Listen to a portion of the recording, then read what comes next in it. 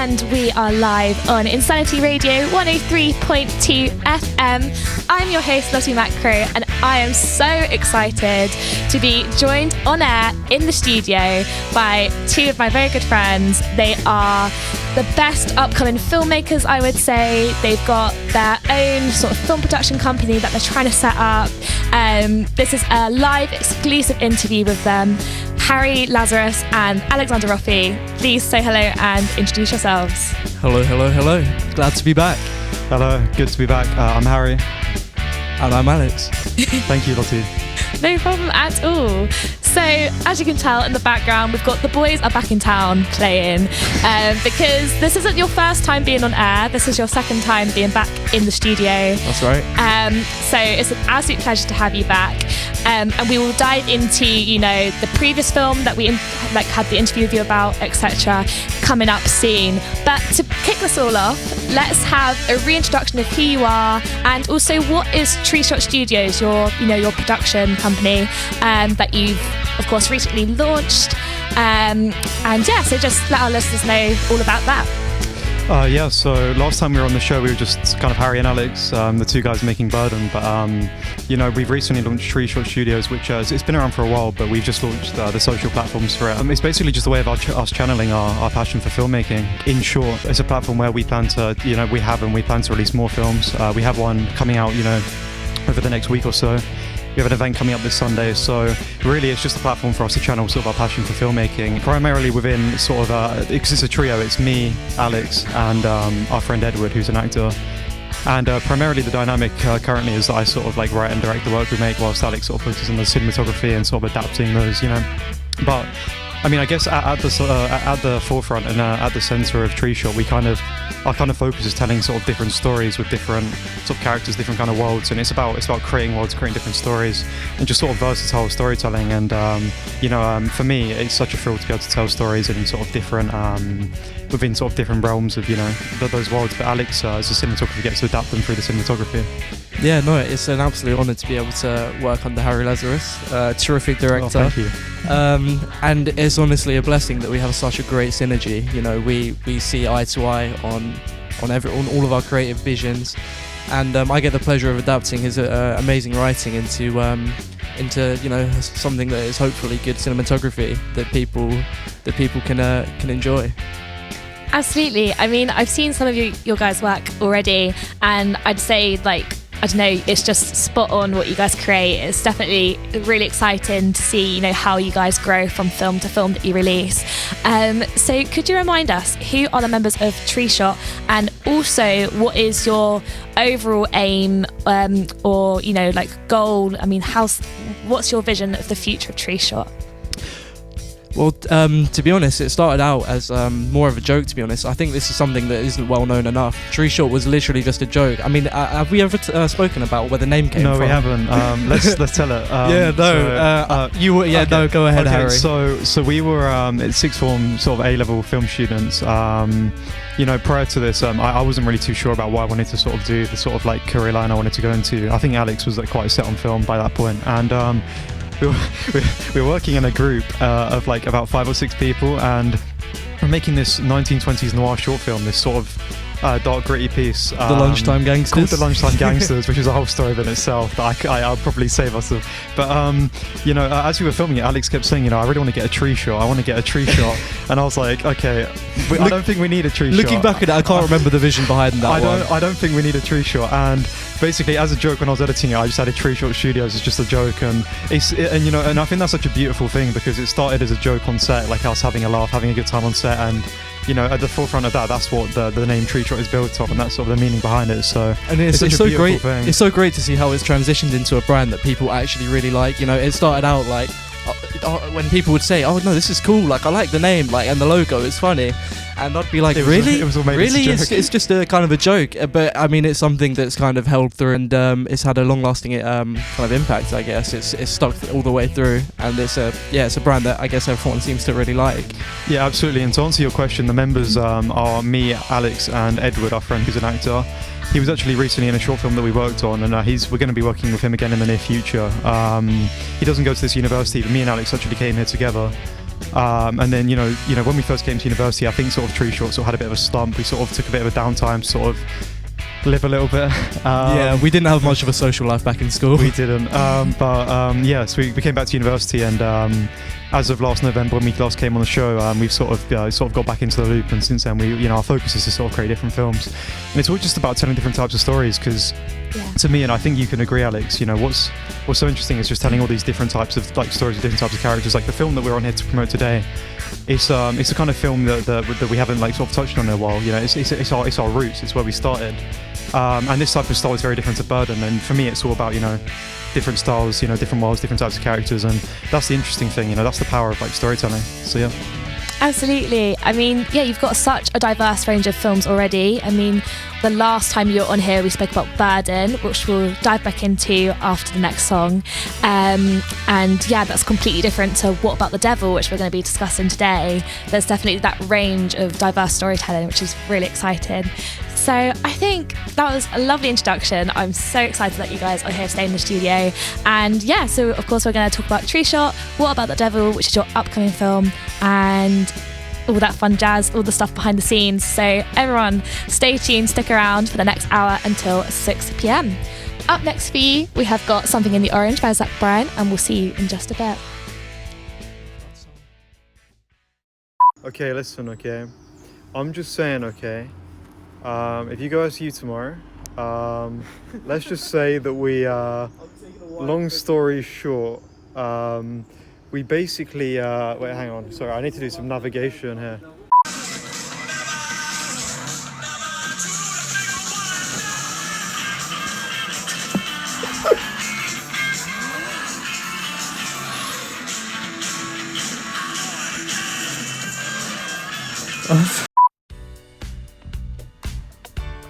And that was Something in the Orange by Zach Bryan, and we are back on air. This is Lottie Macro hosting an interview with the wonderful filmmakers, upcoming filmmakers, Harry Lazarus and Alex Roffey.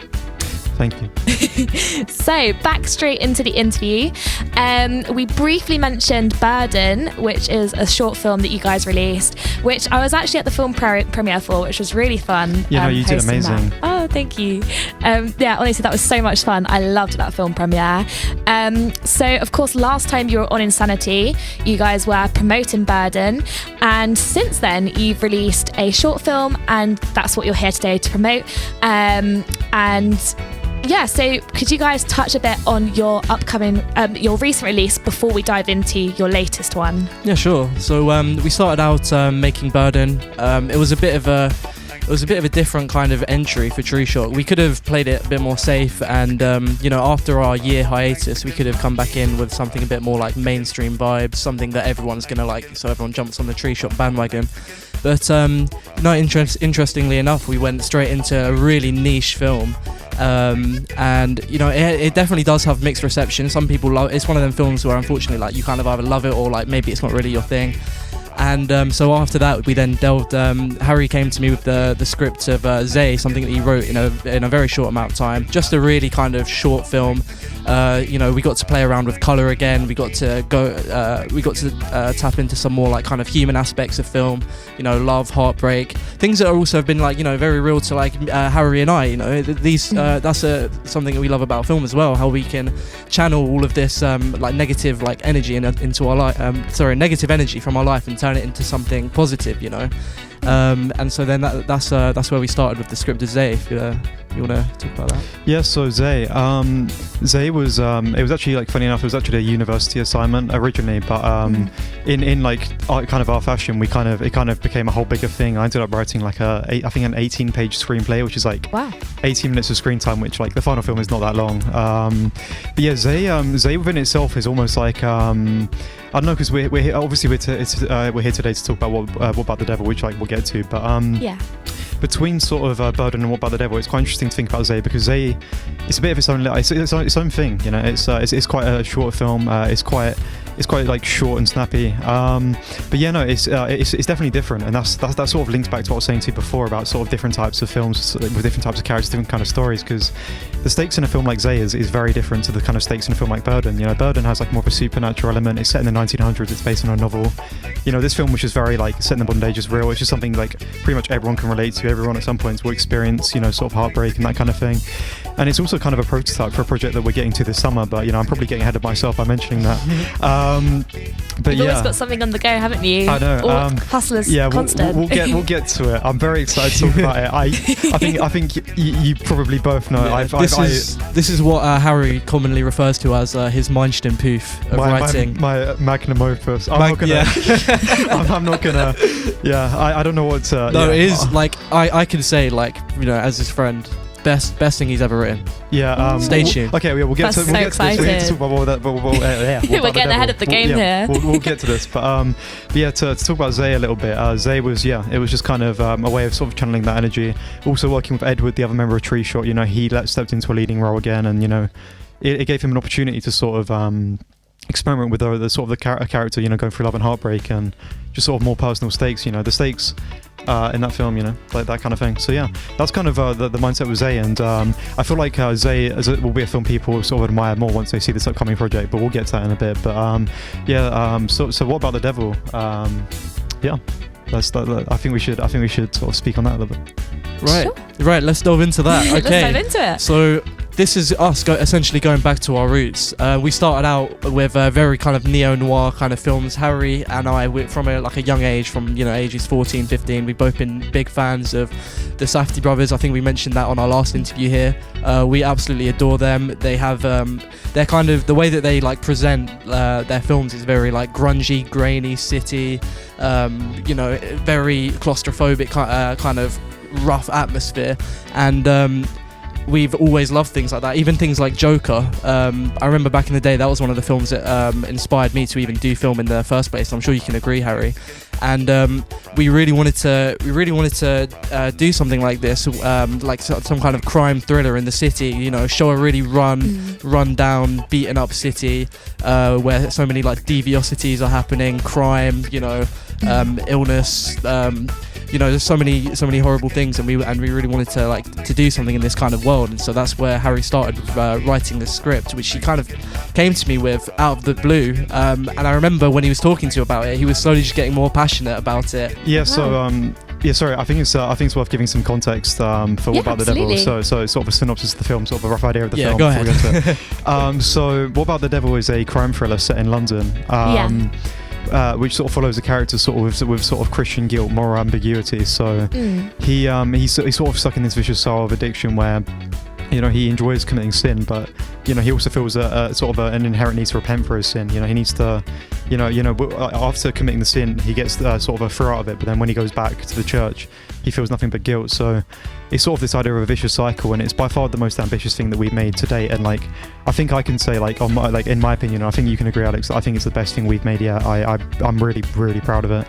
100%. But what about the devil? It sort of explores that type of character, and we sort of go to locations that we've never gone to before, and sort of heights we've never reached, and it really does sort of tie back to our early films, because last time we were on the show we talked a lot about the Safdie brothers who made Uncut Gems, which I'm sure most people have seen Uncut Gems, but they made another film called Good Time, and we adore Good Time. We love that film, and in my very first film called Foible, which is funny to look back on. Was Foible one of your really early projects? It was the first short film I ever made. Nice. And I was very much trying to emulate their style that they use in Good Time. And in Alex's earliest films, he was influenced by Ozark, a TV show that he loves, and we also talked about this last time on the show. And that was kind of where we started out, and it was sort of based on sort of influences as opposed to personal experiences, and sort of our films were more based on films we enjoyed and the shows we enjoyed, as opposed to things around us. So ultimately, it's kind of us going back to form, and this is the kind of film that younger versions of us would have loved to have made. So I feel like it's honestly really it's kind of a full circle moment. It's just like a hey look, mum, I've made it kind of moment. Do you feel that sort of energy? Maybe not quite. Yeah. It's only because of the one. The one that I was really excited about. No, yeah. I'm not putting this down though. This is amazing. Oh, well, this is so really interesting hearing, all of the contextual information surrounding What About the Devil. It's so interesting to hear about, and I've got so many questions for you guys about What About the Devil. So I think we'll head over to another song, and then we'll proceed to dive into it even further and get to the nitty-gritty of What About the Devil. So stick around for that. But up next, we have got My Sweet Lord by George Harrison. Banger.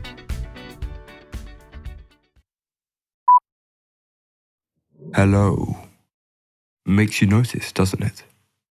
A little bit of darkness refines the senses, focuses the mind. It's time to enjoy the big screen experience. With no distractions, no sudden ringtones, no glaring screens, no talking. So sit back, relax, switch off your phones, and beware of the devil.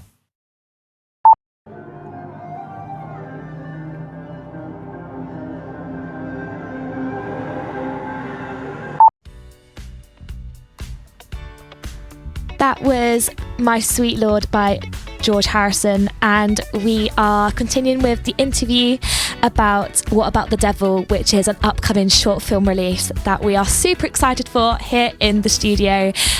So my next question for you guys about What About the Devil is, how did you organise the shoot? Because from having seen it, there's countless locations and there's some very ambitious moments in this film. So yeah, I guess, how did you organise it? So What About the Devil? It was kind of interesting because when I first wrote the script, I was sort of, I had this sort of idea to sort of weave in this sort of character with sort of moral ambiguity, sort of like a whole church setting. But the immediate thought that I had was like, well, that's all good and all, on paper, but how do we sort of weave in a sort of a church into the narrative, right? So once I wrote the script and once I sort of began to adapt it, because What About the Devil, as I mentioned, Zay, our recent release, as I mentioned, that was a project which was sort of based on a university assignment. What About the Devil also was too. Yeah. So it started as that, and then it kind of blew out of proportion, became this massive thing. But to go back to the church thing, once I wrote the script, the first thing I did was I started calling local churches. So for about a day, I sat on the phone for about 4 hours just calling churches all around, like Egham, all around Chertsey, all around Staines. And I was like, and one thing I learned, from doing that is that most vicars don't pick up their phone. Oh no! But I ended up leaving a lot of voicemails, and some came back to me and said, we've had some bad experiences before, we won't do it. Some came back and said, we won't do it. Some people said we will do it, but payment. And I just tried all, I just kept calling and I kept hearing all these responses. Did you try email as well? I tried. I sent many emails and. I got a call back from this one church, and there was in Chertsey called the Holy Trinity Church, and Father Lawrence, who sort of is the vicar at the church, he called me back and he kindly said, like, yeah, you can film here, like, absolutely. Aww, and he nice. Was really nice and really kind, and he actually just let us film there, like, free of charge for a day of shooting, and And another sort of key location for the film was, because it's set in London, because one of the things I was thinking when writing it was like, we've never made a film in London. We live in a small town called Biggin Hill, sort of on the verge of London. So London is on the skyline. So I've always thought, why haven't we just used the city yet? So this was a great opportunity to do that. So we went into the city, we used my friend Robert's, he also composed the Burden last time, which was amazing. And yeah, we used his place for the shoot, so we shot in his apartment in London. And no, honestly, the shoot itself was really amazing and really fun. We ended up reaching out to Alvin and Nicola, Alvin Lowe, Nicola Jarros. They go to Royal Holloway. They're both film students of first and third year. We were both aware of them for a while. I remember seeing Alvin in first year as one of the few people on the courses, really pursuing film and actually uploading stuff. And I always thought that he was really talented, and I realised that he's great friends with Nicola as well, who's also super talented, and so it's great to have that duo helping us out. Yeah, well, it sounds like you've got I don't want to use the Ninja Mutant Turtles as an example, but it really feels like you've got this real force join in. It's really the Avengers. Cool. I think that's what I was looking for. Honestly, and you'd worked with Billy before, Billy Sullivan, who's the main actor in What About the Devil, and he was really talented as well. So, for this project, we kind of just messaged all of them, all of these people that we'd sort of been around but hadn't worked with directly, and we were like, why don't we all come together and just make a film? And it worked out in the most amazing way, because I can say on my behalf, it was the most enjoyable set experiences I've ever had, the most passionate crew I've ever worked with. When the cameras weren't rolling, it wasn't a thing of okay, how many shots left? It was like, no, let's get more shots, let's capture more. And they were all just such amazing people to work around, and it's why we're going to undoubtedly work with them again. They're all so talented and so amazing. I couldn't agree more. I really did. I really did have the most fun I've ever had on a set, and it's so great to have that after having bad experiences, because I've had plenty of bad experience working on a set, with rude directors, with people that just aren't passionate, people that are just clearly, you know, they're looking at the clock, and that wasn't what this shoot was like at all. The whole time we knew we were onto something, and we were loving every moment of shooting. We were, you know, we were all like gathering around the camera, and we were all getting really excited, and we were just like, no, let's keep going, and we'd just be up all night for like quite a few days just shooting this film, and we were all just having the best time of our lives. So it was honestly like, it was a blessing. Sounds like an absolute dream team. That really does. Oh, it was honestly amazing, and it's something you love to see. Like we're making a film, you know, because I sort of went in with the mindset of like, I'm going to limit the shoot schedule to as short as possible because I don't want to waste people's time. But you know, on set, they all sort of came to me and they said, why don't we just do an extra day to perfect this? And like when I heard that, it was a blessing, and it was really amazing. And yeah, honestly, such an amazing crew, so talented, and like Robert as well. For letting us use his place. You know, we shot with him. Even Lucas Manwaring, Robert's friend. It's quite funny. There's an undisclosure on the film that we can't go into because, you know, we don't want to spoil it. But no spoilers. But yeah, we needed someone who was quite tall. And during the week of, you know, casting and sort of putting the film together, we was having a bit of trouble, you know, finding someone to play this tall character, because everyone that we knew that was tall for some reason was just on holiday out of the country. Oh no, I don't know MIA. all of the tall people were gone. So Lucas is only about 5'10". I know. So Lucas is only like 5'11", 0.1 inch taller than us, but it was the best we could do. So yeah, so thank you, Lucas. He did an amazing job. We can't say what his role is in the film, but when you watch it, you'll see. Yeah.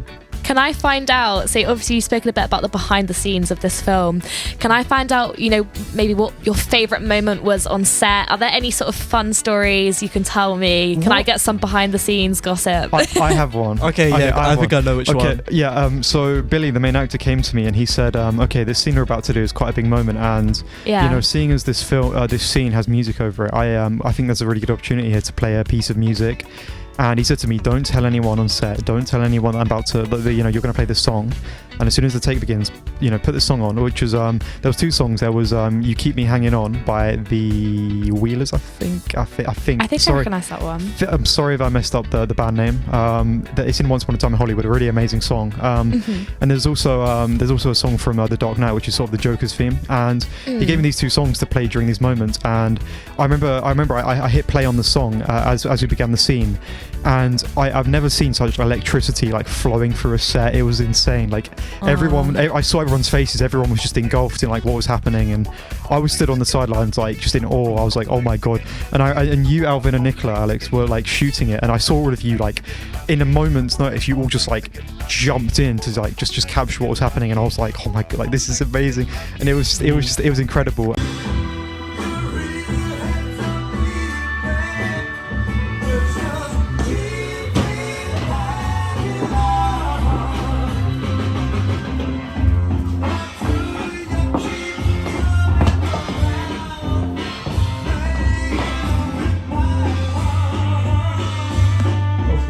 Honestly, that was such a great thing to hear from Billy, like for an actor to recommend something like that. It was honestly, that's my favourite experience on the set of this film, and one of my favourite experiences ever making a film. But what about you, Alex? What was my favourite experience? I was probably gonna go for more of like a silly one, like just kind of like something funny. Like I genuinely don't think when you watch this film, there's like nothing funny about it. But I don't think I've ever actually laughed so much on a set. Like we were like almost throwing up laughing. Like that was the level. What was that thing that happened when we were getting shots of exterior shots of the car when it was like moving. We had like moving car shots. We had Alvin in the back with the gimbal, kind of shooting the car. Okay, so go ahead. Okay, yeah. So we have a lot of car sequences in this film as well, and that was another thing when we were writing it. It was like, you know, like how are we going to sort of shoot this? And we shot it in a really interesting way. We drove into central London to Robert's place because Robert lives in Notting Hill, so we would drive from Egham to Notting Hill. And when we would drive there, Alex would drive his car. And I would drive my car, and Billy Sullivan, the main actor, he and this is sort of another thing with sort of making films, something that you know that happened in this case. You know, you always have to like find a way to work around sort of issues that present themselves. And you know, we were under the assumption that Billy could drive under Alex's car, but then we found out 2 days before shooting that he had an automatic license, and Alex has a manual car. So we were like, oh, what are we gonna do? And Alvin, whose like family has a lot of like interesting cars, had a spare steering wheel. And you know, this is kind of ruining the movie magic a little bit, but I feel like if you're listening, you know, this is a little tidbit that's worth, like, you deserve it. I feel like it's deserved to know.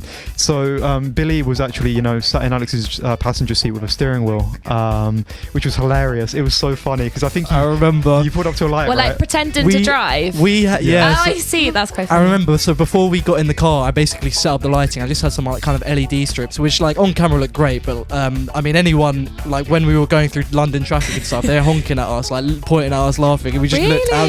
We just because we just looked out. We looked like we were just some like hippies or something, like with all lights in the car. I saw two people at traffic light laughing at you and Billy. Yeah, we were because what to do. Yeah, because in the front of his car, you literally just saw two people with a steering wheel, so it must have looked like the most confusing thing ever. It looks like probably looked like two people driving the car. Yeah, and we had The wind's way. Nicola in the back of Alex's car getting shots over the shoulder of Billy driving, and then we had Alvin in my car getting stereo shots of the car as we were driving into London, and it was honestly like it was like guerrilla filmmaking at its like purest, because I was on the phone to Alex like giving him directions. I was like, okay, can you now overtake me so we can get a shot of you driving over the camera? And it was like we were directing whilst driving up like a motorway. Yeah. It was Shooting in London, by the way, especially with car stuff, is a nightmare because it's not like you can just turn around. You know, there's like A roads, and if we missed a shot, and I remember like some of the shots that you see in the film, we got quite lucky with, because it took so long to just do multiple takes of them, because you know you miss one take, you know, a car gets in the way, another car gets in the way or something, you got to drive 15 minutes or until you can leap round. Yeah, That's honestly so interesting to hear. That, you know, I think it's so nice hearing about the behind the scenes of films, because you find out all these fun things that you wouldn't necessarily get from when you actually watch it. So thanks for sharing those stories, guys. That's really fun. And I think we're going to dive into another song before we find out a bit more about What About the Devil.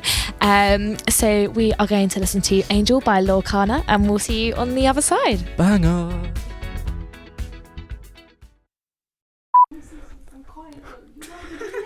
Let me try this one. Okay. And what about the devil?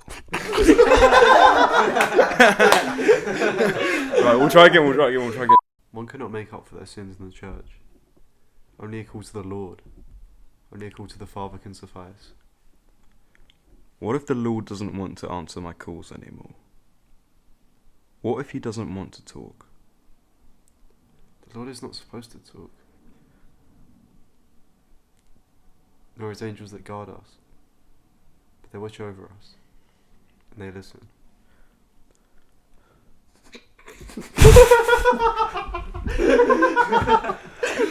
And what about the devil?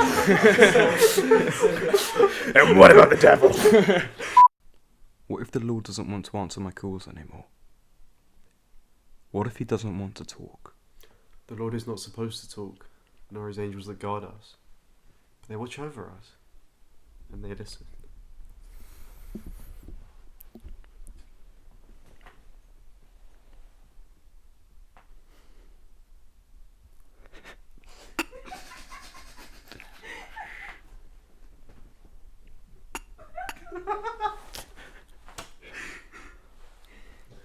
And what about... No,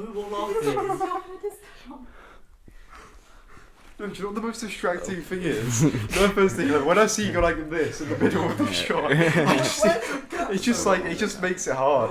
Oh, it's the anticipation for the line. Yeah, no, Was there supposed to be a gap? Yeah, I did that on purpose. I did that. So you just listened to Angel by Lorcana feat. Tom Misk, and we are back to talking about What About the Devil, which is an upcoming short film coming very, very soon.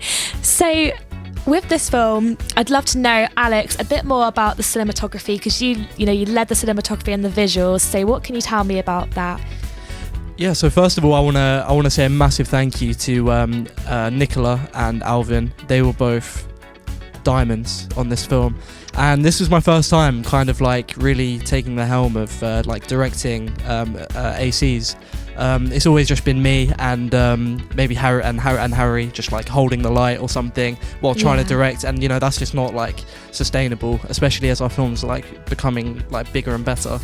And so with the addition of Alvin and Nicola as Alvin as the first AC and Nicola as our second AC, It was honestly it was amazing to work with them, and it was a really like interesting experience directing them. Directing ACs for the first time. Yeah. And and in terms of the style of this film with the cinematography, we were going for this kind of blend between two styles that we absolutely love. So we've obviously got the gritty and grungy cityscape, full of chiaroscuro lighting and tight focal lengths and rapid handheld kind of camera movements and embracing camera shake, and that is reminiscent of the Safdie brothers and Good Time and Uncut Gems and all of that. And we love that kind of grungy, nasty looking city, and we wanted, and that was perfect to go with the scenes of when I can say the character's name, right? Judah. Yeah, of course. And so that was perfect for when we have this contrast between him in the church and then him committing the crime, because he's addicted to he's got this unhealthy addiction to committing crime, and is this kind of enjoying the similar thrill of it. I know there's like I can't remember what it's called. Is this like what's the word?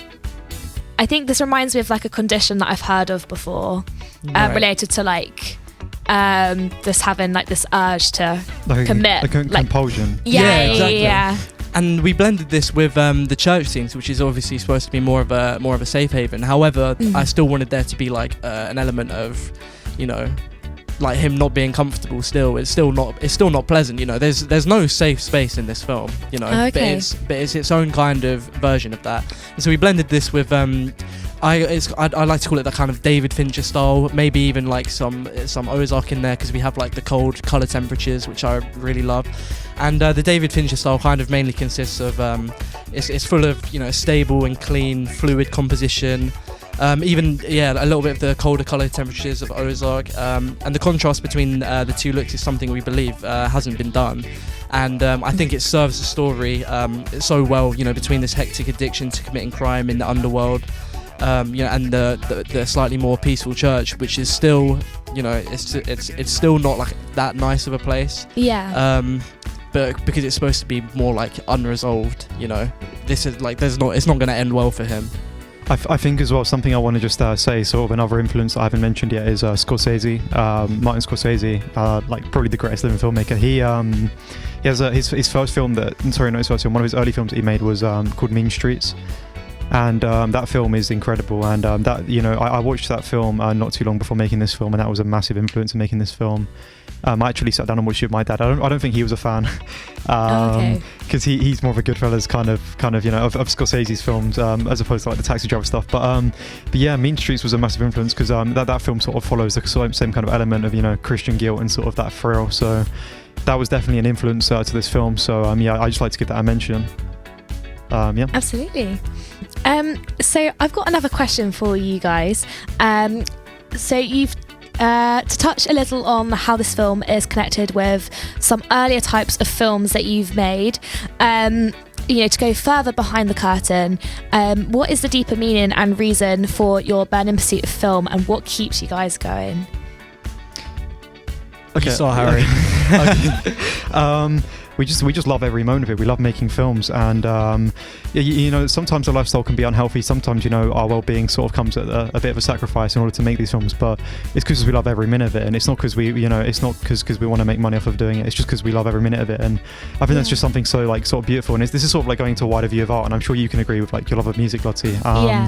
If you enjoy something so much and you're able to make a career out of it, then like how happier can you be? It's honestly, that's sort of our mentality and our mindset.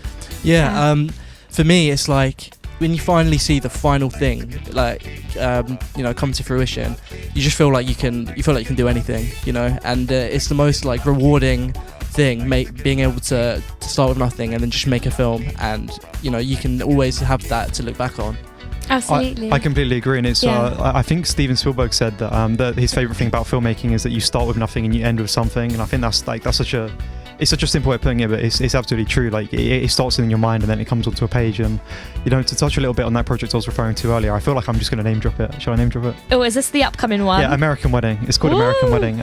It's coming this summer. I've been trying to get it made for 2 years. And Burden, Zay, What About the Devil? All of these films have been a step in getting American Wedding made. American Wedding is something that I'll be talking about more at the event, because I actually would love to get the audience of the event and just even listeners. Like, there's a way of getting you involved in the film. There's a way of you being present in the film as an extra. And there'll be more details on this by the end of the week on Sunday, which I'll get to the event in a second. But yeah, I was going to say American and to sort of get into sort of the personal side of things. Once again, American Wedding is and I was referring to it earlier as a script that I'm really proud of, and it's something that I said as a milestone push. I don't know. I mean, it sounds kind of like cocky. So I'm not going to be too self-indulgent, but it is. It's your. It is personally your best thing. Yeah. For me, it's about 20 years worth of living put into a script. It's everything that I've experienced, everything I've seen. I've been around. Characters, I've been around individuals, I've seen things like first-hand, second-hand through friends, and sort of stuff with like sort of family members as well that I've it's just there's just so much the sort of living I've had which has been put into the script, and the script has never been so personal. What About the Devil, Burden, these were built around films that we love making, but this is built around life experiences that I've had and life experiences you've had as well, Alex, which is why I'm so sort of so very much looking forward to making it. That is one of the best things I like, the best feelings in film, when you take personal experiences and you weave it into your own films and weave it into your own art, and so you can look back on that as like a time capsule. It's like I remember, and it's also about using film as a telegraph to communicate very specific like emotions that maybe you would be feeling, and it's through like technical choices, like the writing, the lighting, the editing, the music, all of that. It all kind of comes together to evoke a very a specific emotion, and you can this is all completely customizable. So anything is possible, really. Anything that you can feel, you can use film. You can use the tools at your disposal in film to convey this to other people and allow more people to understand exactly what you're feeling. Absolutely. And I think that's so beautiful. Absolutely, and that's that's a beautiful and powerful thing about filmmaking. But yeah, with as opposed to sort of because American Wedding is getting into sort of what we're going to be shooting this summer, what's coming next, sort of months down the line that we'll be getting into next year. But in the short term, we have an event this coming Sunday the 9th of June that Lottie will be hosting once again. Yeah, I'm so excited. And last time you helped us with the radio show. Yes, so you guys came on and did an interview about your short film that you mentioned, Burden, which everyone can listen back to that interview. It's on the Insanity Radio website, so definitely go and check that interview out in the listen back section. But yeah, we'll be doing an event this Sunday.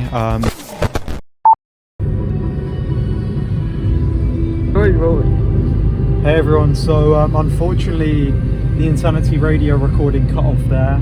I'm in the car with Alvin currently. We're going into central London. Dramatic music courtesy of Alvin. we're going into central London on a mission for American Wedding, which we're still shooting. When we did the Insanity Radio interview, I believe it was early June, and we're now in April of 2025, the following year. If you show the back of the car, we have an artboard, which is what we're going into London to drop off to Yuka, who is a friend, actress, and a painter for American Wedding, who is doing the painting. So we're currently doing that, but on the notes of the What About the Devil video, a few things. One thing's really coming to mind. In the interview, we didn't originally mention Mr. Archer, Stephen Archer, who is the voice actor for the priest in What About the Devil. So I want to give a huge thank you to him for his contribution to not only What About the Devil, but all Tree Shot projects going all the way back to the beginning, because he was the big inspiration, and he was a voice cheering us along in the corner in the early days. So I want to give a big thank you to him. And I think that's pretty much all else there is to say. I don't know if you want to introduce yourself, Alvin. Good, man. But yeah, that's all. Thank you for watching. It's been emotional. I hope you enjoyed. If you made it this far, you are a real one. But yeah, take care, and I hope you enjoyed the making of What About the Devil.